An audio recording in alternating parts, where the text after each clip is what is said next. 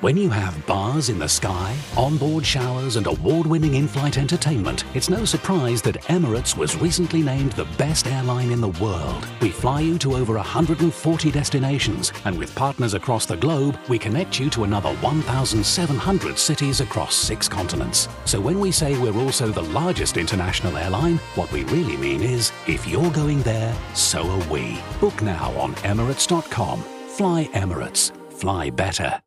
We've all been there. Your flight was canceled and everyone is trying to rebook at the same time. Please hold. Estimated wait time is 25 minutes. Sierra is different. We build AI agents that talk directly to your customers, so you can say goodbye to hold times and chatbots. Always friendly, always helpful, always ready. Visit Sierra.ai to learn more. That's Sierra.ai. Bloomberg Audio Studios. Podcasts, radio, news. President Donald Trump speaking to a joint session of Congress for almost exactly 100 minutes. As seen and heard live on Bloomberg television and radio, I'm Kaylee Lyons alongside Joe Matthew in Washington, where, of course, we just heard President Trump covering a lot of ground. And the first time he has given an address like this in the House chamber in 5 years. He is still standing at the rostrum, Joe, soaking it all in as we still hear the applause from those who are gathered. And he will begin making his way out of the chamber, certainly expected to be greeting members of the body as he goes. Much like we saw on the way in, the White House did schedule the president to be in the chamber till about 11:20 p.m. Eastern time. So he's got some talking likely to do here as the Sergeant at Arms of the U.S. House, William McFarland, guides him out of the rostrum. If you're with us on Bloomberg TV and on YouTube, you see the glad handing already begin with members of the military. Kaylee, when we consider the news that was made tonight, and we can spend some time fact-checking some of the stuff that we heard from the president, only a couple of real headlines that would be justified for our audience here with some of the issues that we were talking about. One of them, of course, tariffs. When it comes to Canada and Mexico, it appears that the Commerce Secretary's remarks, Kaylee, earlier were not accurate. These tariffs, at least from what we heard from the president, will not be rescinded tomorrow. And then the CHIPS Act, a redhead on the terminal about halfway through the speech. We're not going to give chip makers any money from the CHIPS Act. He said you should get rid of the CHIPS Act, Mr. Speaker. You should use the money to reduce the debt. And, of course, that was not his only ask of the Speaker or the other members of Congress who were gathered. He was pitching them on tax cuts that he would like to see implemented or at least extended through legislation, as well as funding for the border, something he touched on a lot. Both of those issues speaking to the mandate with which he believes he was elected in November for focusing on the economy and on immigration. We certainly heard a lot of that tonight as we see the president shaking hands with members on the floor. If you're with us on Bloomberg TV and on radio, of course, we are expecting that this will last for some time as we consider, Joe, and you mentioned the notion here of all of the different things that we could talk about that we heard from the president. Many of it, of course, things we've heard from him repeatedly over the course of his 6 weeks in office thus far. That's for sure. Quite the scrum there on the floor of the House as he tries to make his way through the lawmakers. And our signature panel is with us right now. They were watching and listening along with you. Bloomberg Politics contributors Rick Davis, partner at Stone Court Capital, our Republican strategist, alongside Democratic analyst Jeannie Shanzano, senior democracy fellow at the Center for the Study of the Presidency and Congress. An hour and 45 minutes. Rick, how did he do? Yeah, I think that, he made his case to the American people that his administration's on track and that he's accomplished more in a very short time that he's been in office than any other presidency in history, including, I would say, the comparisons he was making to George Washington. So he went back to the founding of our nation and graded himself successful. I do think it was a chippy speech. I mean, he came in loaded for bear. Democrats also loaded for bear, caused quite a ruckus at the very beginning, something I've never seen the likes of in this kind of a dignified procession.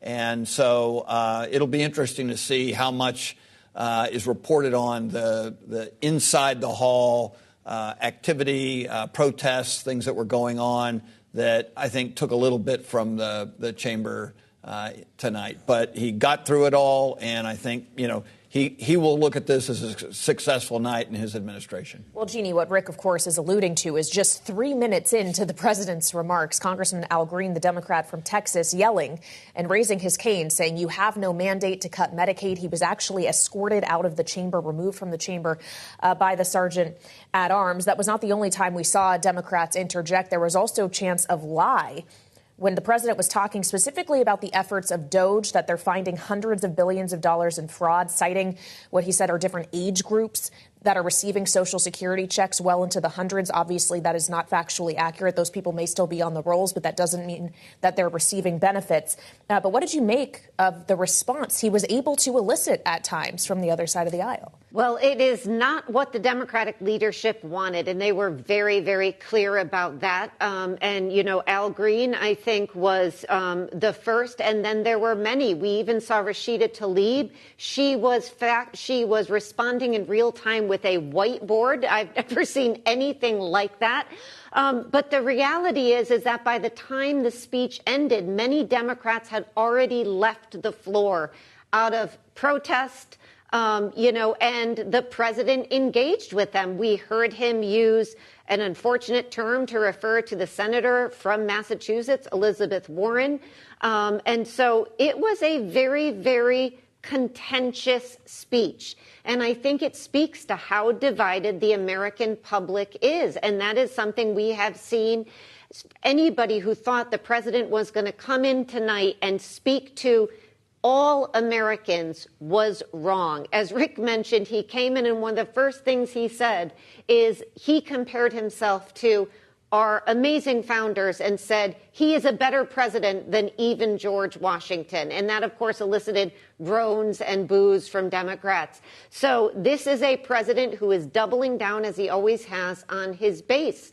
And, even the remarks he made pertaining to things like tariffs, telling farmers, much to the dismay of even Republicans, that they would have fun, as they battle with tariffs, which will make it very, very hard for them. Police officers, he is going to, think about and talk about supporting police officers. You heard Democrats yell back, what about January 6th? Because, of course, those police officers did not feel that they were treated well. So, it was a very contentious speech from start to finish. There was even a Democrat who held up a speech that said, this is not normal. That was ripped down by a Republican. And it was not normal. President Trump has made his way out of the House chamber now, and obviously he'll have a couple of folks to talk to on his way out of the building. Kaylee, he is scheduled to be there for a bit, and they do have a bit to talk about. But, Rick, I wonder, what will this be remembered for? The way it started? Lawmakers actually being escorted from the room, the chanting and so forth, or some of the lines that Donald Trump managed to land? No, I think the circus nature of it will be forgotten pretty quickly. Those things don't usually tend to lend a lasting impression. Look, I think we learned something important tonight, which was it sounds like the Ukraine relationship with the United States is been mended. And that we're going to start moving toward a more robust relationship with Ukraine again, and that there are conversations that Trump's having with Putin and the Russian side toward some kind of a ceasefire or peace plan. So to me, that is a big moving part. But I think anybody who says that Trump isn't serious about keeping these tariffs on is missing the whole speech tonight. To him, these were the soul of the country, these tariffs, and he's been preaching these for a long time. I think this is public policy. It's probably going to be priced in after tonight in a much longer term way than what it's been. Yeah, he said with the tariffs, there may be a bit of an adjustment period for the farmers specifically, and then later said that there will be a little disturbance, but we're okay with that. I guess short-term pain. We'll see how much pain there is, and if everybody thinks. really is okay with that. Rick Davis and Jeannie Shanzano, our signature panel, will be sticking with us. But right now we want to check back in with Bloomberg's Anne-Marie Hordern, who is in Statuary Hall at the Capitol. And Anne-Marie, I would imagine people are now flooding out of the chamber and heading your way. Absolutely. Flooding out of the chamber. Some Democratic senators we did see flood out a little bit earlier, like Senator Bernie Sanders, who left with there still being, about 30 minutes ago, and there was still some time left in this speech. I'd love to pick up on Rick's point there, though, about tariffs, because there was a little bit of nuance to what Trump said. Yes, 100%. Trump believes you tax us, we tax you. He reiterated the timeline of when tariffs will be going on, especially April 2nd, when it comes to those reciprocal tariffs. But we heard earlier today from Commerce Secretary Howard Lutnick, who I'll be speaking to tomorrow morning, and he really opened the door for potentially some sort of deal, maybe bringing down the levy when it comes to Canada and Mexico. And Trump said something tonight that I think is being missed right now. He said he spoke to the heads of 3 major automakers today. We know that the automakers are the ones that, if they are USMCA compliant, they want to be a carve-out. So potentially there's room for tariffs maybe to stay on, but maybe the word exemptions is going to start to really percolate when it comes to how this administration is going to be talking about trade. Bloomberg's Anne-Marie Hordern live on Capitol Hill. We'll be checking back with Anne-Marie. Interesting, Rick, as we fold the panel back in here, to think that the Commerce Secretary stepped in front of the president today. Is that what happened? Yeah, look, I mean, he got a lot of attention today with the press by making some comments that somehow within the next 24 hours there'd be something new to report on tariffs. And maybe that's true, right? We don't take for granted the fact that Donald Trump is the sole policy expert when it comes to these tariffs, and he's going to make the decisions on them. But look, I think we're really talking around the edges. Tariffs are going to be a regime that Donald Trump uses to punish countries that don't do his bidding, to settle scores when it comes to trade, to equalize these reciprocal tariffs in order to equalize it and lower our trade deficits, and to take some pressure off American taxpayers, who he is intent on lowering the burden of taxes on them. So it is a comprehensive plan that I think, he reiterated today. And sure, these tariffs can go up and down, but there will be tariffs for the foreseeable future. Well, and obviously, to your point, Rick, he sees this as feeding into the overall revenue picture as he's pursuing tax cuts. He said in this address, and we've heard this floated a few times now, Jeannie, this notion that we're going to balance the federal budget. The plans that Congress currently has laid out on spending and taxes do not, we should point out, call for a balanced budget right now. That is not actually on the table.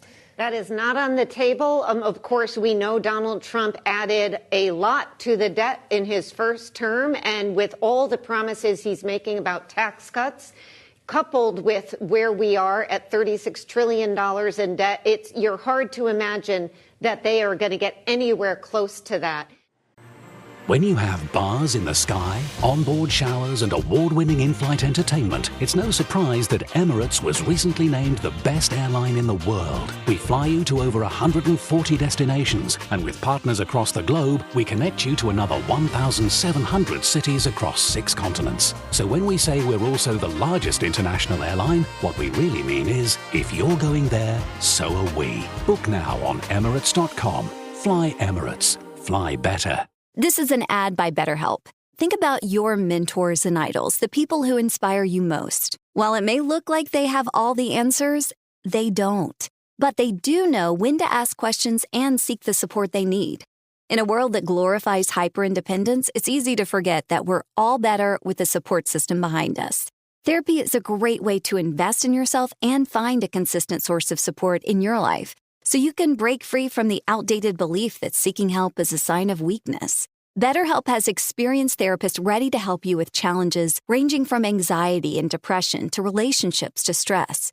It's convenient, too. You can join a session with the click of a button, helping you fit therapy into your busy life. And you deserve that. You can even send your therapist a message anytime something comes up. Build your support system with BetterHelp. Visit BetterHelp.com/podbusiness today to get 10% off your first month. That's BetterHelp, HELP.com/podbusiness. Special coverage on Bloomberg TV and radio. I'm Joe Matthew in Washington. I want to get back to Capitol Hill now, where Bloomberg's Anne-Marie Hordern is surrounded by a sea of dignitaries and lawmakers who were at the speech earlier. Anne-Marie? It's absolutely packed here, especially when it comes to the president's cabinet. They're his secretaries, and specifically given the fact that he made a lot of news this evening when it comes to things like tariffs and energy. That's why we're so lucky right now to be joined by Energy Secretary Chris Wright, an individual who made the move from the business sector. You were an engineer as well, spent your entire career in energy, and now you're going to be leading the president's policies. I want to pick up on one thing he said today. The president keeps talking about raw minerals. What in the United States do we have in terms of rare earths or critical minerals that we can actually start building and digging here? Oh, we have tremendous mineral resources, or I should say underground minerals. To make them resources, you've got to be able to permit a mine and build the mine and develop it. So the United States is historically a big mining country, but in the last years, it's become very hard to permit new mines. But we have antimony, a key defense metal in this country that's not being mined today. We've got ability to expand our copper production, a key metal for industrial growth. There's been a copper mine on hold in Arizona. What are the plans for that? Exactly, and we'll dig into that one deeper, but that looks like a high-grade copper mine that should move forward, the Resolution mine, I believe it's called. So we have a ton of resources. Our country has just become a place where it's hard to do something and it's easy to stop something. So part of our goal in the Trump administration is to make it easier for businesses and entrepreneurs to develop resources in the United States, create jobs here in the United States, and therefore push prices down. How long do you think it's going to take? Mining has been historically very slow. The United States was recently ranked the second slowest country in the world to develop a mine. From finding a resource to developing a mine has averaged over 20 years. But there's projects further along that we want to nudge over the line and get into production. I asked that question because the pendulum shifts so much, so that if you're an investor, potentially what happens in 4 years if you put money into a project like Keystone Pipeline and then it gets yanked with a new administration. How are you going to give the business community this confidence that they can invest and that investment is here to stay? That is a great question. Some of the things we can do, like an energy department, we just stopped permitting new LNG export terminals in the last administration. We've immediately started that back. But other things, to your point, things that we need to change in law or in statute, they may take a little longer to happen, but we want to make some permanent changes. So the United States is a desired place to invest in again, as we have been historically. But I think you've seen in this president's first 45 days announcements of enormous size investments coming to this country. So I think the feel of a different business climate, the feel of the return of common sense is there, but we do have to put more of this actually into law so it's long-lasting. We saw OPEC Plus say they're going to add more barrels to the market. They've been on hiatus with this for about 2 years. At the same time, President Trump's Treasury Secretary talks about the United States adding 3 million more barrels. What's the price that's acceptable for consumers, but also enough for drillers to want to make sure that they're drilling again? So dependent upon costs. Historically, maybe that's been $70 to $80 the last 4 years. But I think with the Trump administration, it's going to become easier and less risky to get permits. The cost to do business is going to go down. So I think even with tariffs? I think so. Absolutely. The tariffs right now are on the margin to push investment into the United States, to make more materials and more support in the United States. But I think you're going to see break-even costs become lower in the United States, and we should see a drift downward in oil prices, as we've seen the last 2 months. Do you have a price? I can't predict the future, or I'd be an oil trader. But what we want is lower prices for oil, lower prices for gasoline and diesel, electricity and home heating, all of those. We want to increase supply and therefore drive down price. Energy Secretary Chris Wright, thank you so much for your time. That was, of course, the new Energy Secretary, Chris Wright, repeating what we hear a lot from this president, lower energy prices. Drill, baby, drill. Got a big applause in the chamber this evening. Bloomberg's Anne-Marie Hordern, thank you so much. We'll check back in with her in just a moment, but we return first to our signature panel and Bloomberg Politics contributors Rick Davis and Jeannie Shan Zaino. Jeannie, I want to get your reaction quickly while we can to Senator Elissa Slotkin's response that we just heard. Anne-Marie was talking to the Energy Secretary there about tariffs. Senator Slotkin says a trade war will hurt manufacturing and farmers. If he's not careful, speaking of the president, he could walk us right into a recession. Did she have the right message? I think she did. I mean, her broad message overall on the economy and security was that there is a right way to make change, and she said change is needed, and there's a reckless way to do it. And she said Donald Trump is veering on the reckless end of that. And she gave as an example, Elon Musk talking about the fact that Social Security is the greatest Ponzi scheme. That was just a reminder to what she says is the reckless way in which Trump, both on the economy and on national security, is pursuing these policies. So it's a tough speech to give, but I thought her tone, particularly in contrast to Donald Trump's, was right on. What did you think of this, a typically thankless job, if not a humiliating one, to deliver the party response? Democrats chose to make it clean, no kitchen tables, just a bunch of American flags, play it straight to the camera. Did she deliver the message? Yeah, I think she delivered a Republican message. I mean, which side is she on? I mean, she's talking about Ronald Reagan. She's talking about national debt. She's, a very, very centrist message for Democrats, and a very, very similar message you'd hear from a mainstream Republican who would be giving a speech like that after a Democratic president would have come to the chamber. I mean, I don't think she made any mistakes. There's a lot that I think a lot of voters are going to like about that. But she is way to the right of her party. I mean, while she's giving that speech, you have Bernie Sanders, who decided to leave early so that he could give his own version of this speech. And I don't know what he said tonight, because we were listening to the sometimes Republican Elissa Slotkin. Yeah. But, that's the problem with the Democratic Party, is there's no one party. There's the left, represented by Bernie Sanders, and a moderate middle, more represented by Elissa Slotkin. Well, we're going to hear from a prominent Democrat right now who might take issue with that characterization. Bloomberg's Anne-Marie Hordern is joined now live from Capitol Hill by California Senator Adam Schiff. Anne-Marie? Thanks so much, Joe. Yeah, let's get the senator's take on what Rick was just talking about. They're talking about the fact that you have Senator Slotkin giving the response a little bit more of a moderate Democrat. At the same time, Bernie Sanders decided to leave the speech to give his own speech. Is the Democratic Party at this moment able to talk about policy with one voice? Well, I think we're quite united on the fact that Donald Trump tonight gave Americans no reason to believe he was going to do anything about the struggles they're facing, nothing about bringing down the cost of goods. He spent more time talking about Greenland and about the Panama Canal than he did what he's doing to reduce prices. And, of course, in that department, he's been an abject failure. No wonder he wanted to avoid the subject. But, keeping the focus on what he said, what he didn't say, so much firehood of falsehood about Social Security, so many hypocritical claims supporting law enforcement and then pardoning the people that beat police officers in this very space where we're standing.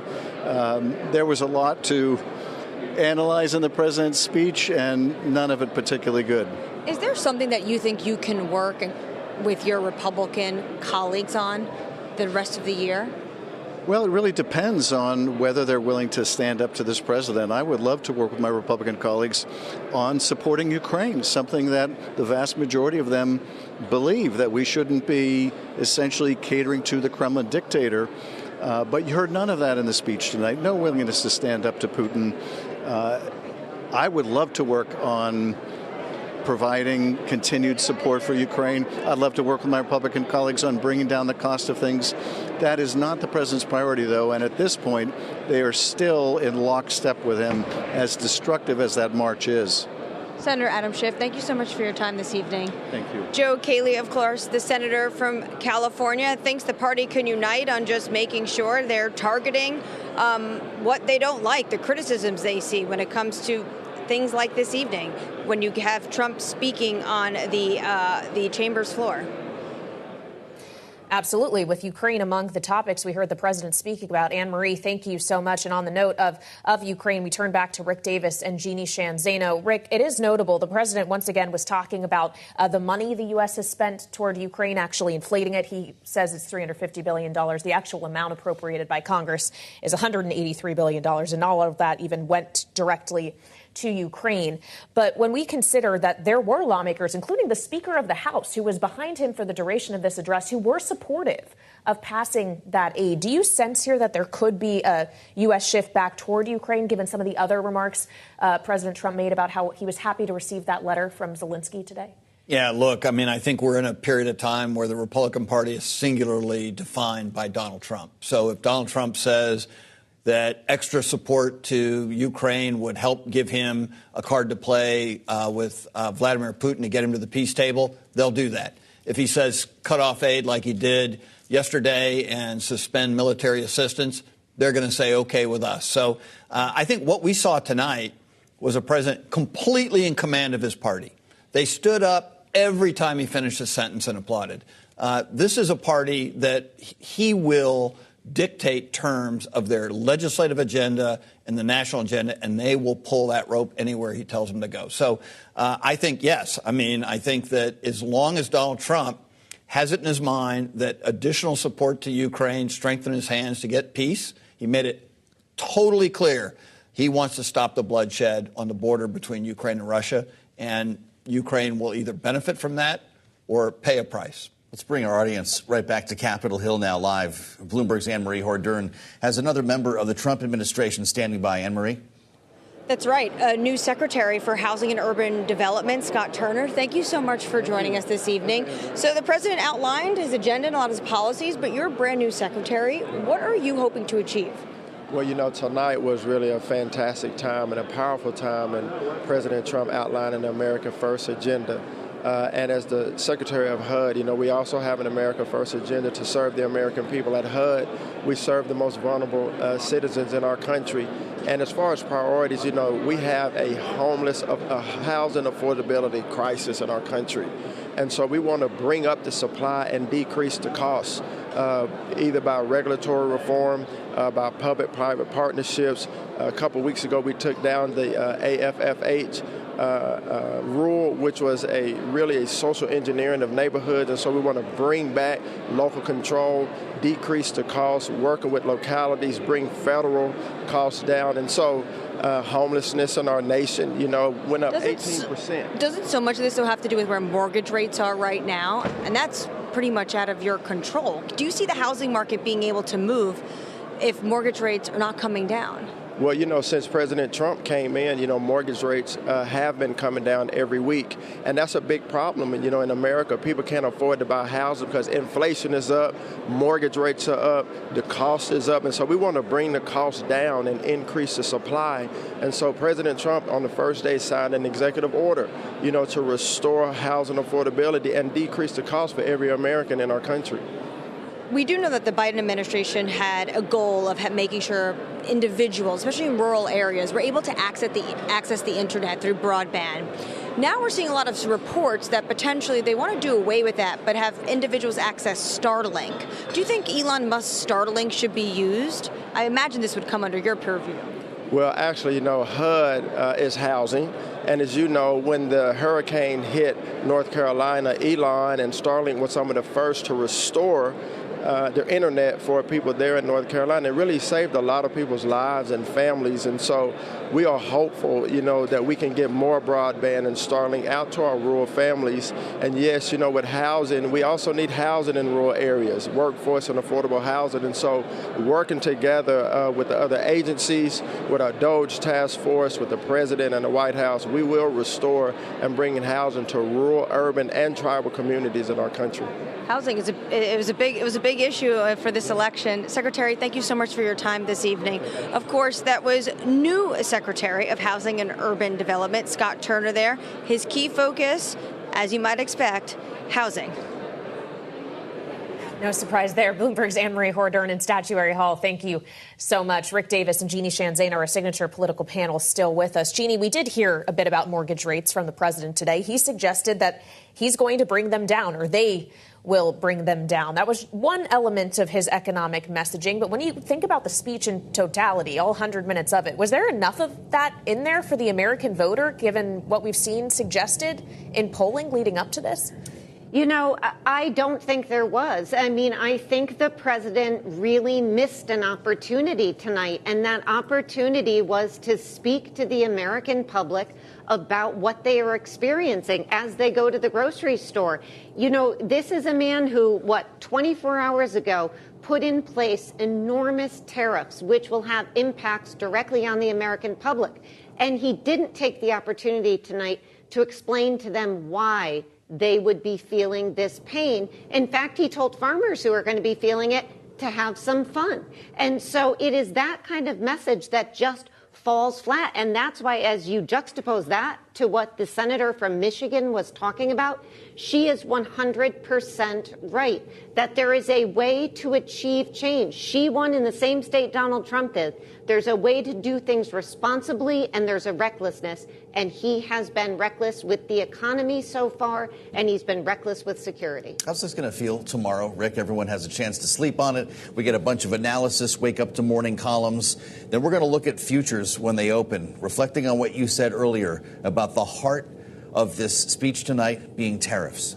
Yeah, anybody who was trading on the idea that Howard Lutnick was espousing earlier today, that somehow these tariffs were going to be modified to a point where they didn't have a big impact, they're going to wake up with another sensibility. I think there's no daylight in this speech on what the Trump administration plans to do with the use of tariffs. And I was surprised. The one thing that I thought was something that the Trump administration could have bought into was the CHIPS Act. I mean, the idea that we've allocated billions of dollars to spur chip development in the United States, I thought was an agenda item that Donald Trump would take from the Biden administration and embrace. But, oh, no, any monies that were not spent up to this point in time on the CHIPS Act are going to be recaptured and used to reduce the debt, at least, based on what Donald Trump said tonight. So, and at the same time, announcing that TSMC just yesterday was going to build a massive commitment of tens of billions of dollars to build more facilities here in the United States. So, look, I mean, I think there are a lot of people in the business community who will be looking with a fine-tooth comb to figure out what the pathway is going to be. I think you're going to see pretty much what you would have expected at the beginning of this administration. I will point out that the Commerce Secretary Howard Lutnick just caught up with some reporters in Statuary Hall after leaving the chamber. He reiterated that there will be an announcement on tariffs on Canada and Mexico tomorrow. Jeannie, should we really expect this? It almost is tomorrow, in fact. It's 23 minutes to midnight. I am holding my breath. I can't wait to find out, because the speech we heard, the president seemed to be doubling down on those tariffs. Could he change his mind? Certainly, and perhaps the Commerce Secretary knows what is coming, but it does not seem like what we heard from the president tonight. He seems very invested in pursuing a policy of tariffs, and it is a long-term commitment from the president. You think we see a signing ceremony soon with President Zelensky? I do think it's possible. He sounded like it would be possible tonight. I thought he was going to come down from the rafters at one point. Yeah. And of course, that would be welcomed by all of us. And the President Zelensky sent a very conciliatory message today. The president reiterated that. So if that is doable and that is possible, that is certainly welcome news. And I think that was the biggest news that was made tonight, in addition to the tariffs, was that we may see a deal with Zelensky. We have less than a minute left here, Rick, but obviously we heard a lot from the president tonight about what he's done in the last 6 weeks. Can he keep up this pace for the next 6 weeks on tariff announcements or anything else? Yeah, look, I mean, obviously hundreds of executive orders aren't going to be replicated in the course of, every 6 months. But the reality is that they are up to a fast pace. And I would imagine as these cabinet secretaries dig into their agencies, they're going to find things that they're going to be reversing and engineering on their own. So, yeah, I think this is going to be an administration, whether it's sustainable over years, we'll see. But I think this is going to be a year of massive change in Washington, and it's going to go on for quite some time to come. This has been a great conversation with our signature panel, and many thanks to Jeannie Shanzano and Rick Davis for being with us on a special edition of Balance of Power. Many thanks to you as well. And get a jump on trading tomorrow morning, 8 a.m. Eastern Time. Bloomberg TV and radio interviewing Commerce Secretary Lutnick. Anne Marie will have that conversation for us.